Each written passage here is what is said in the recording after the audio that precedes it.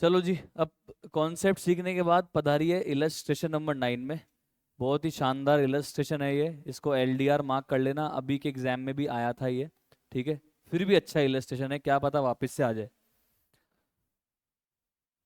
ये जो इलस्ट्रेशन है, पहली बात आपको मैं ब्रीफ कर देता हूँ, ये इलस्ट्रेशन है इन्वेंट्री टेकिंग के टॉपिक का। और इन्वेंट्री टेकिंग के टॉपिक में भी ये है आपके केस 2 का। केस 2 मतलब जहाँ पे इन्वेंट्री टेकिंग कब हुई है? After year and. कब हुई है? After year and. मतलब वैल्यू कब की चाहिए थी? 31 मार्च की, और कैलकुलेशन में एक्चुअल में काउंट कब किया इन्वेंट्री को? 15 अप्रैल को।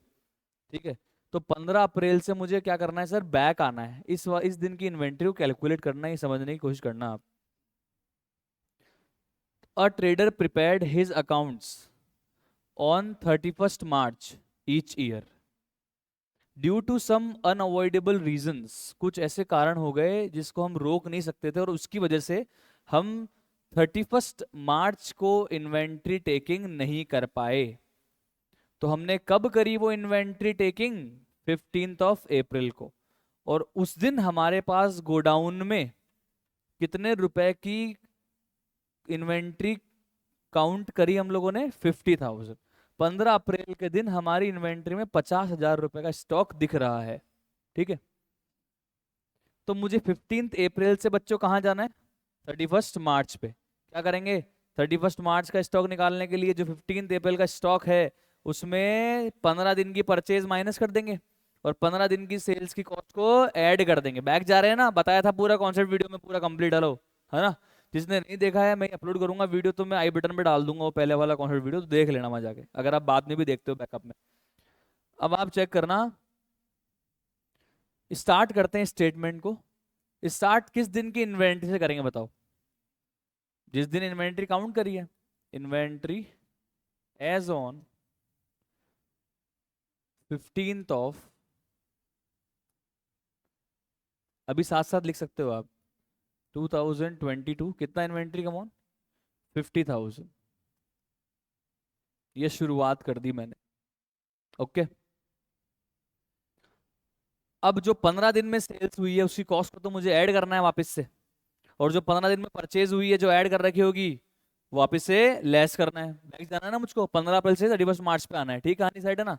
ओके, तो पहले अपन परचेज की बात करते हैं, सबसे आसान रहता है काम। तो जी मैं बात कर रहा हूँ अभी परचेज की। परचेज को लेस करना है, ऐड करना है? लेस। कौन सी परचेज को लेस करना है? नेट परचेज पहली बात तो, और वो भी कौन सी वाली? 31 मार्च 22 से 15 अप्रैल 22 तक वाली जो परचेज हमने ऐड कर दी होगी इसमें, वो लेस कर रहे हैं वापस से, बैक जाना है इसलिए। कितने रुपए का मोन?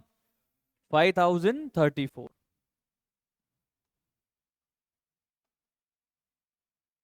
बिल्कुल बेसिक पॉइंट है। उसके बाद जो हमने गुड्स सेल करा है, और गुड्स सेल करके इसमें से माइनस हो गया होगा ना, वो गुड्स सेल हो गया तो उसमें तो नहीं दिख रहा होगा। हमको तो क्या करना है? बैक जाना है। क्या करेंगे? वापस से उस गुड्स की कॉस्ट को ऐड कर देंगे। तो ऐड कर देंगे cost of goods sold, cogs, from 31 March 22 to 15 April 22। यहाँ पे आप 1 अप्रैल भी लिख सकते हो, नो प्रॉब्लम। चले आगे। अब बताओ कॉस्ट ऑफ गुड्स सोल्ड कैसे निकालते हैं बच्चों? Net sales minus GP.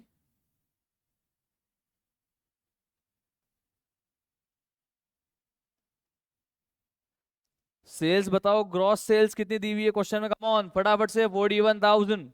मेरी गारंटी है मजा आ जाएगा आपको इस क्वेश्चन सॉल्यूशन के अंदर। ठीक है, 41,000 दिया हुआ है ग्रॉस सेल्स।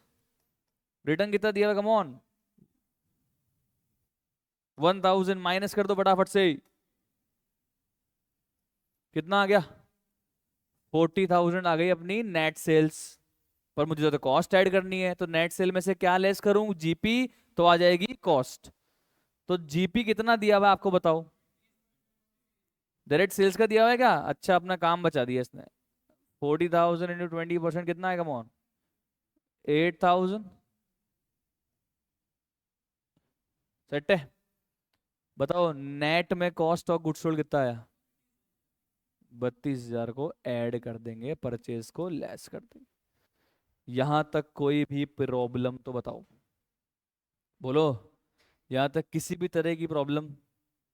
इजी आसान, कोई प्रॉब्लम नहीं है, चलें आगे। तो ये हो गए हमारे पॉइंट नंबर 1, 2 और 3। यहां तक क्वेश्चन बड़ा आसान है, इजी है, जो है कॉन्सेप्ट में पढ़े हुए हैं।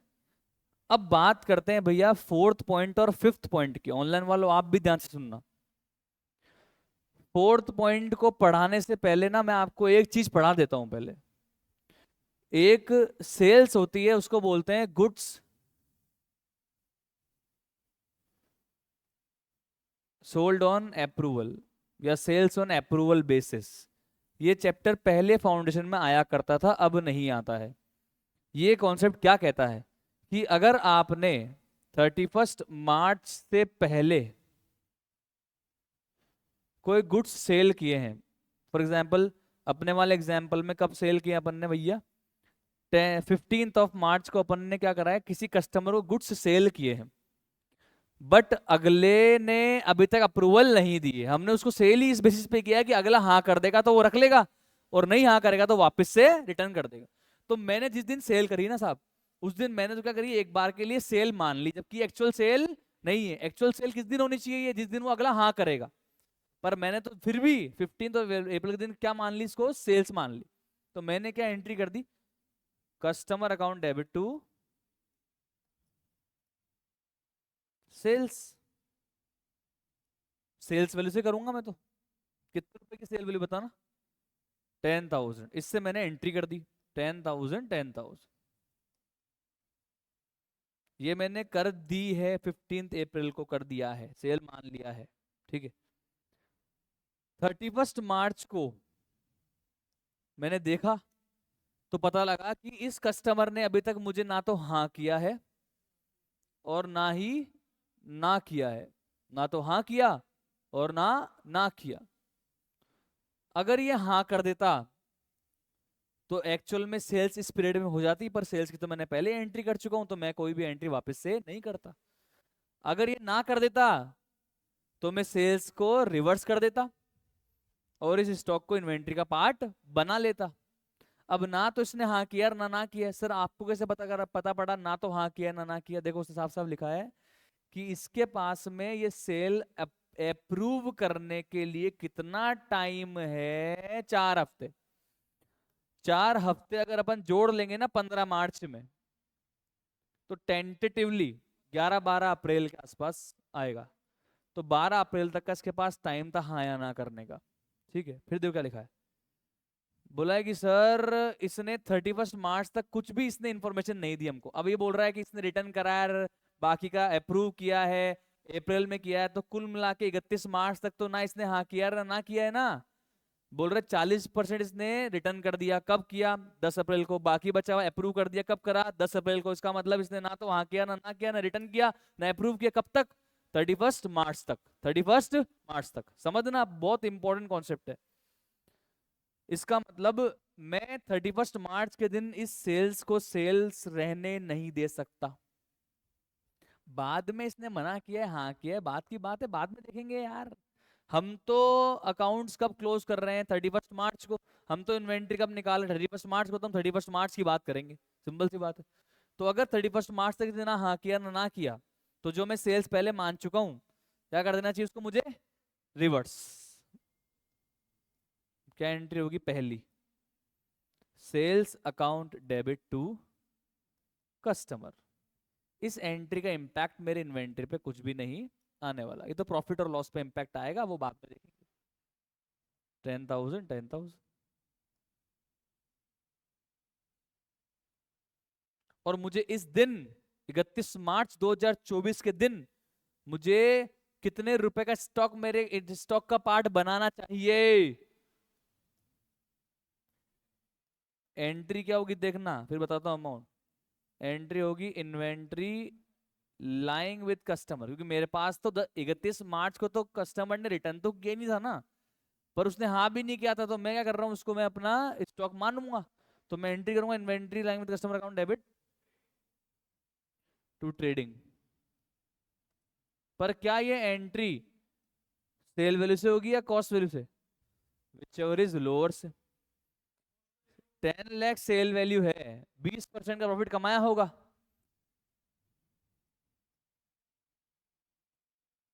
तो बताना कॉस्ट कितनी रही होगी? 8,000। ये बताओ पहले समझ में आया क्या? अब इसको लिंक करूंगा मैं। क्या बोला मैंने? कि मैंने किसी कस्टमर को 15 मार्च को गुड्स सेल किए थे, सेल्स ऑन रिटर्न बेसिस पे, अप्रूवल बेसिस पे। ठीक है। अगले के पास 28 दिन तक का टाइम था हाँ या ना करने का, फॉर एग्जाम्पल यहाँ तक का 12 अप्रैल का। अगले ने बाद में ही मना किया, यार बाद में ही हाँ किया, 31 मार्च तक तो उसने कुछ भी नहीं किया। तो 31 मार्च तक हम क्या मानेंगे, इसको सेल्स मान सकते हैं क्या? ये रिटर्न रिवर्स करनी पड़ेगी, रिवर्स करनी पड़ेगी। अब सेल्स नहीं मान सकते तो फिर इन्वेंट्री का पार्ट मानो। सेल्स नहीं मान सकते तो इन्वेंट्री का पार्ट मानो। इन्वेंट्री का पार्ट मानेंगे तो क्या एंट्री करनी चाहिए हमारे को? Inventory line with customer account debit to trading 8,000 8,000। Cost से होगी एंट्री, तो कॉस्ट से होगी क्योंकि कॉस्ट कम है। क्लियर है ना यहाँ तक? तो 31 मार्च 2024 के दिन इस ट्रांजेक्शन से रिलेटेड मेरी कितने रुपए की इन्वेंट्री इन्वेंट्री में होनी चाहिए? 8,000। ये बताओ, एग्री करते हो क्या? कितनी होनी चाहिए? 8,000। कितनी होनी चाहिए कमॉन? 8,000। कितनी होनी चाहिए कमॉन? 8,000। ठीक है ना? सेट है? पक्की बात। अब देखते हैं हुआ क्या है। 8,000 का इन्वेंट्री मेरे इन्वेंट्री होना चाहिए। अब देखते हैं हुआ क्या है। सब हुआ ये है,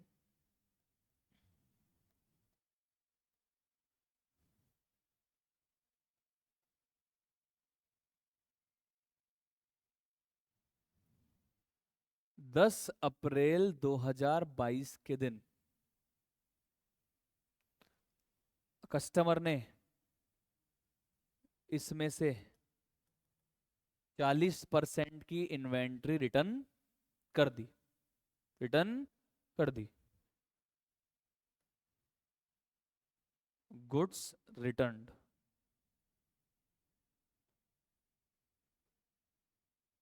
प्लीज चेक करना कितना। 40%। टोटल कितना कॉस्ट था गुड्स का? 8,000। कितना था? 8,000। तो कितने कॉस्ट का माल रिटर्न कर दिया? कितने कॉस्ट का माल रिटर्न कर दिया? 3,200। और कितने का अप्रूव कर दिया?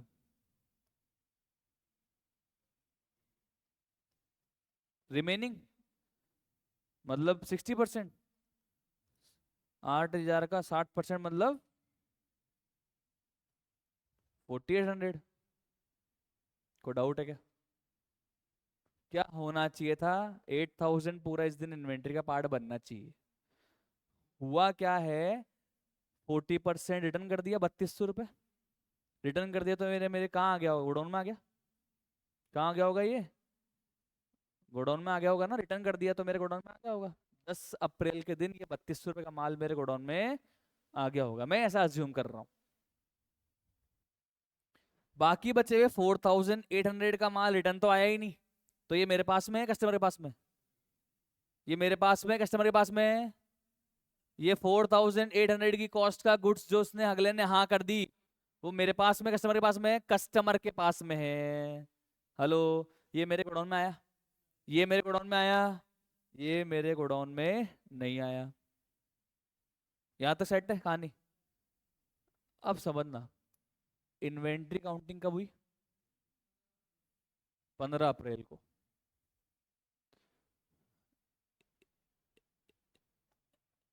इस 8,000 रुपए के गुड्स में से कितना 15 अप्रैल को अपन ने काउंट किया गोदाउन में? कितना काउंट कर पाए? दिमाग लगाओ ना। इन्वेंट्री कब काउंट कर रहे हैं? 15 अप्रैल के दिन। उससे पहले 3,200 रुपए गुड्स आ गया था, तो ये काउंट में आ गया होगा, ये गिनने में आ गया होगा। गलती करी गिन के या सही करा? सही करा। क्यों? क्योंकि ये इस दिन इन्वेंट्री का पार्ट वैसे भी बनना चाहिए, और ये इस दिन अगर काउंटिंग में आ गया तो हमें कोई दुख भी नहीं है। क्लियर? इस दिन पूरा कितना माल मेरे इन्वेंट्री का पार्ट बनना चाहिए? 8000। इवेंचुअली क्या हुआ, जब स्टॉक टेकिंग करी 15 अप्रैल को, तो कितना काउंटिंग में आ गया? 3200। तो कोई दुख नहीं है मेरे को, क्योंकि मैं तो वैसे भी इन्वेंट्री किस दिन की निकाल रहा हूँ? 31 मार्च की। 3200 रुपए का माल अगर यहाँ काउंट में कर लिया, क्या दिक्कत है? पूरा 8000 आना चाहिए इन्वेंट्री में, 3200 आ गया तो क्या दुख है? बढ़िया बात है। पर क्या ये 4800 का माल जो कस्टमर ने अप्रूव कर दिया, क्या ये 15 अप्रैल की इन्वेंट्री टेकिंग में काउंट में आया होगा क्या? पर क्या ये 4800 अगर काउंट में नहीं आया है, तो क्या ये 31 मार्च के दिन मेरे स्टॉक का पार्ट नहीं था क्या? था। था ना? क्योंकि पूरा कितना है मेरे तो इन्वेंट्री का पार्ट? 8000। इवेंचुअली इस काउंटिंग में कितना आ गया? 3200 आ गया। 4800 इसमें काउंटिंग में नहीं आया, जबकि आना चाहिए था। अब क्या करेंगे? अब ऐड कर देंगे। अब ऐड कर देंगे, सिंपल। 31 मार्च के दिन तो मेरे पूरे 8000 should be the part of my inventory. Eventually inventory कब हुई? 15 अप्रैल के दिन। जब इन्वेंट्री टेकिंग हुई तो इस 8000 में से 3200 मेरे गोडाउन में था, तो ये काउंटिंग में आ गया होगा। इस 50,000 की काउंटिंग में ये आ गया होगा। कितना पार्ट आना चाहिए था जो नहीं आया? 4800 भी काउंटिंग में आना चाहिए, क्योंकि 31 मार्च तक तो अगले ने आना नहीं की थी ना। तो ये पर इसमें काउंटिंग में नहीं आया, अलग से क्या कर देंगे? ऐड कर देंगे। आया? अरे आया कि नहीं आया? ये है इसका कॉन्सेप्ट और लॉजिक। आधी दुनिया गलत कर रही है, ये बता रहा हूँ। एक्सक्लूसिव कंटेंट है, अपना खुद का है। हाँ भाई, इसमें क्या है? समझ में आया क्या? पक्का? पक्की बात समझ में आया? श्योर? कंफर्म? वापिस देखो, सेल कब की थी? 15 मार्च। 10,000 10,000, अगले ने हाँ ना नहीं करी तो रिटर्न, तो सेल्स की उल्टी एंट्री कर दी। और ये मेरी इन्वेंट्री का पार्ट बनना चाहिए, बनना चाहिए। कितना कॉस्ट पे? सेल्स पे, कॉस्ट पे। 8000 पार्ट बनना चाहिए। काउंटिंग कब करी? उससे पहले रिटर्न कितने आ गए? तो काउंटिंग में भी कितने आ गए? 3200। जितने गोडाउन में होंगे वही गिनने में आए होंगे, जितने गोडाउन में नहीं है वो गिनने में नहीं आए होंगे। तो ये गोडाउन में नहीं है, गिनने में नहीं आए, पर ये स्टॉक तो था मेरा इस दिन। क्या कर दिया इसको? ऐड कर देंगे। समझ में आया कि नहीं आया? बोल भाई। अरे आया क्या? पक्की बात? मस्त पॉइंट ना? आयो लिखते हैं। समझ में आया होगा ऑनलाइन आपको भी। ठीक है, ऐड।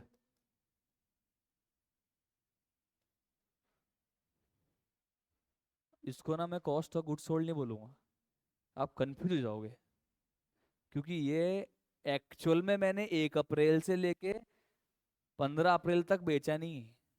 ये उस सेल्स में ऊपर इंक्लूडेड भी नहीं है, नीचे बोला वैसा आपका पॉइंट। हेलो, ये बताऊं, ये तो वो गुड्स है जो 31 मार्च दिन मेरा पार्ट होना चाहिए था, पर नहीं हुआ था, तो मैं वो ऐड कर रहा हूँ यहाँ पे। ठीक है, इसको मैं ना यहाँ पे ऐसे लिखूंगा, इन्वेंट्री लाइंग विथ कस्टमर।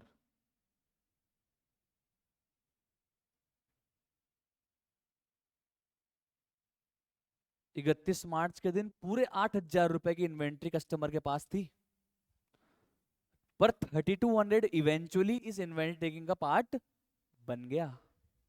तो कितना नहीं बना वो मैं यहाँ लिख रहा हूँ। वैसे तो पूरी 8000 इन्वेंट्री लाइन विद कस्टमर है, पर 3200 रुपए क्योंकि यहाँ काउंट में आ गया है, तो बाकी बचा हुआ मैं यहाँ पे ऐड कर रहा हूँ। हेलो, वैसे तो लिख सकते हो आप, वैसे तो 31 मार्च को पूरी, अब देखो मेरी हिंदी ऐसी है ना, पूरी हो चाहे पूरी, अब जो भी लिख लेना, मतलब पूरी 8000 रुपीज की इन्वेंट्री लाइंग विथ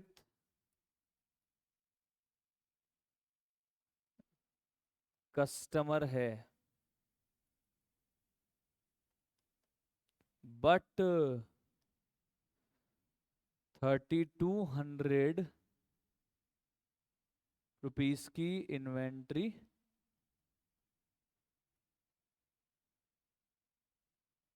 ऑलरेडी 15 अप्रैल की स्टॉक टेकिंग में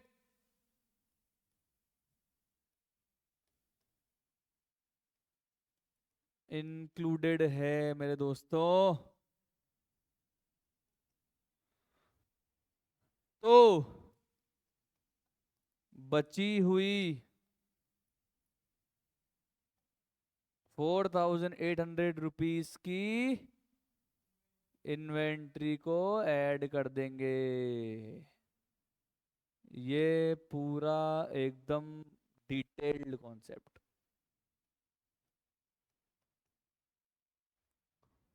ना मिलेगा, कहीं ना मिलेगा। 4800। अब बताओ, ये cost of good sold sold है, इन्वेंटरी लैंग्वेज कस्टमर है। ये बुक वालों का दिमाग खराब है। तो इन्होंने क्या लिखा, कॉस्ट ऑफ गुड सोल्ड। अरे तेरा दिमाग खराब है, ये तो इन्वेंटरी लैंग्वेज कस्टमर है ब्रो, क्या कर रहा है? कंफ्यूज कर रहा है बच्चों को। बच्चे को कॉन्सेप्ट लगा रहे हैं, कॉस्ट ऑफ गुड सोल्ड तो ऐड तो होना ही चाहिए ना, ऐड कर रहे हैं। अरे भाई यार क्या बता रहे हो फालतू। चले आगे। पक्की? श्योर? अब देखना आगे वाला पॉइंट लिख लेना, कोई शर्म नहीं होती है, अपनी मातृभाषा हिंदी है ना, मातृभाषा में लिखने में क्या शर्म भाई। चलो आगे देखो, last point please. The trader had also received goods costing 8000 in March for sales on consignment basis. ये फिफ्थ पॉइंट में जाने से पहले मैं इसका कॉन्सेप्ट भी आपको बताना चाहता हूं दोस्तों। अगर मान लो हम एक एजेंट हैं। कौन है? हम एक एजेंट हैं। हमको हमारे प्रिंसिपल महाराज ने,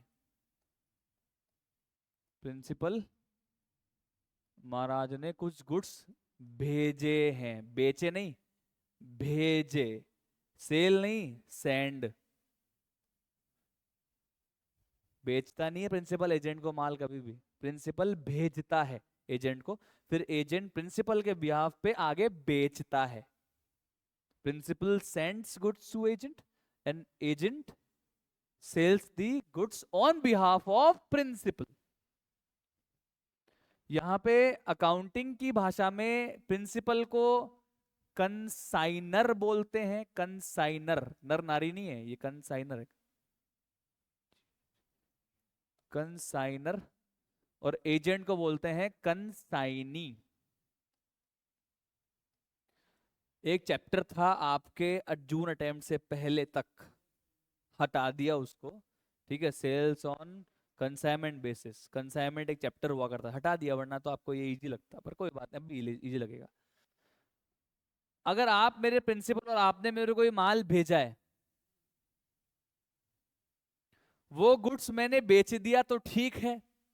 वो गुड्स अगर मैंने नहीं बेचा तो पड़ा तो मेरे पास ही है, रखा तो मेरे गोडाउन पे ही है, पर क्या वो मेरे गुड्स की काउंटिंग का पार्ट बनना चाहिए क्या? वापिस सुन लो। तुमने मुझे कोई गुड्स भेजा है दोस्तों, वो गुड्स मैंने बेच दिया तो बढ़िया बात है। नहीं बेचा तो क्या जो अनसोल्ड गुड्स आपका भेजा हुआ मेरे पास में रखा हुआ है गोडाउन में, क्या वो गुड्स मेरे इन्वेंट्री टेकिंग का, इन्वेंट्री का पार्ट, मेरी इन्वेंट्री का पार्ट बनना चाहिए या आपकी इन्वेंट्री का पार्ट बनना चाहिए? आपकी का पार्ट बनना चाहिए, मेरी इन्वेंट्री का तो पार्ट नहीं बनना चाहिए। नहीं बनना चाहिए ना। अब देखने क्या बोला है। तो ये बोला कि मुझे 8000 रुपीज की कॉस्टिंग के गुड्स,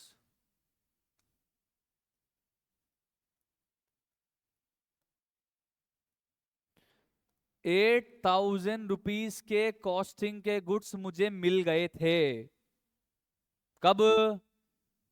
31 मार्च से पहले पहले, मार्च के महीने में। ठीक है,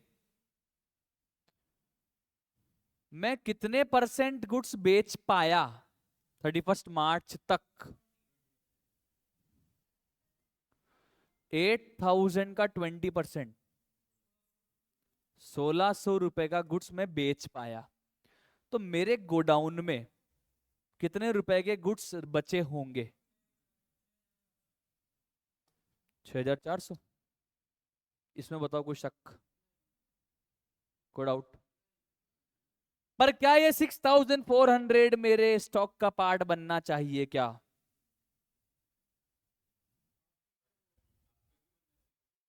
सर ये पूरे 8,000 ही नहीं है आपके, तो ये तो प्रिंसिपल के हैं। उसमें 1600 आपने बेच दिए, कितने बच्चे आपके पास गोडाउन में? 6,400। तो सर ये भी मेरी इन्वेंट्री का पार्ट तो नहीं बनना चाहिए, समझो ना यार। 8,000 के अंदर से मैंने अगर 20% बेच दिए, 1,600 बेच दिए, बढ़िया बात है। कितने बच गए? 6,400। पर क्या ये मेरी इन्वेंट्री का पार्ट बनना चाहिए क्या? अरे सर जो बेच दिए वो भी नहीं बनना चाहिए, और जो नहीं बेचे वो भी नहीं बनना चाहिए सर। 8,000 ही नहीं बनना चाहिए पूरा का पूरा। है ही नहीं मेरा स्टॉक, तो मेरे स्टॉक का पार्ट कैसे बनेगा? समझ में आ रहा है क्या भाइयों? हेलो, पक्की बात?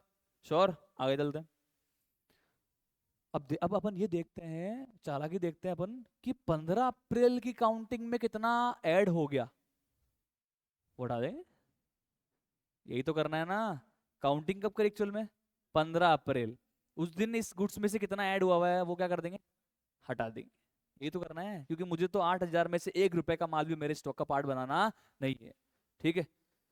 अब देखो क्या बोल रहा है ये बोला कि 20% तो आपने बेच दिया, तो वो तो कहानी नहीं खत्म। अनादर 50 बच्चे हुए का 50 या 8,000 का 50? 8,000 का 50।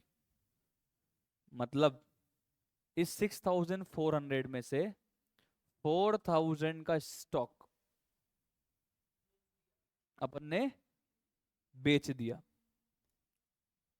मतलब मेरे गोडाउन में ये भी नहीं है। कितना नहीं बेचा? कितना नहीं बेचा? कितना नहीं बेचा? 2,400। वापस सुनना कहानी क्या है। 8,000 का मेरे एजेंट, मेरे प्रिंसिपल ने मुझे गुड्स भेजा था, उसमें से 1,600 का तो मैंने 31 मार्च पहले ही बेच दिया, तो वो तो मेरे गोडाउन से निकल गया बाहर। 4,000 का मैंने 10 अप्रैल को बेच दिया, ये भी मेरे गोडाउन से बाहर निकल गया। मेरे गोडाउन में कितना दिख रहा है? ये मेरे गोडाउन में पड़ा है।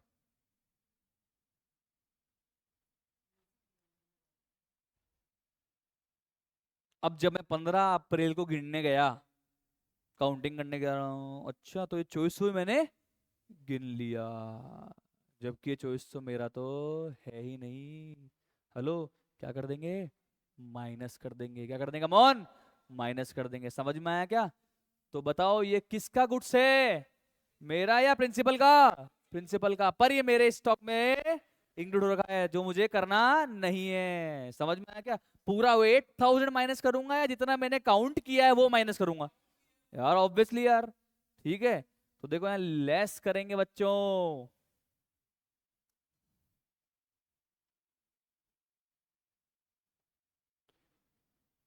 स्टॉक या goods belongs to principal mistakenly counted.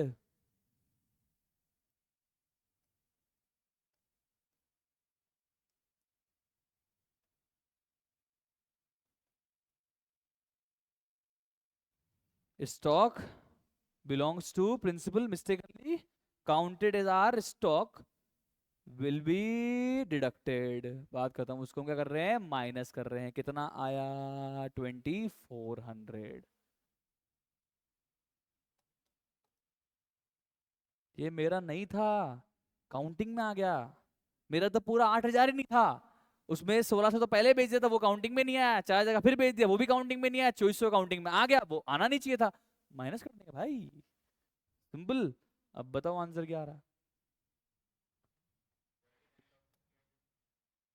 देखो ध्यान रखना, अपने को बुक के आंसर से कोई मतलब नहीं है, ना बुक के प्रेजेंटेशन से मतलब है। ठीक है। अपन तो पूरी सीए फाउंडेशन इंटरमीडिएट ऐसे पढ़ाते हैं भाई, जो सही है और मैच होता है आंसर लास्ट में जाके। ठीक है। प्रेजेंटेशन में फर्क आता है तो क्या फर्क पड़ रहा है, जो सही है वो लिखेंगे ना, आंसर पूरे मिलते हैं।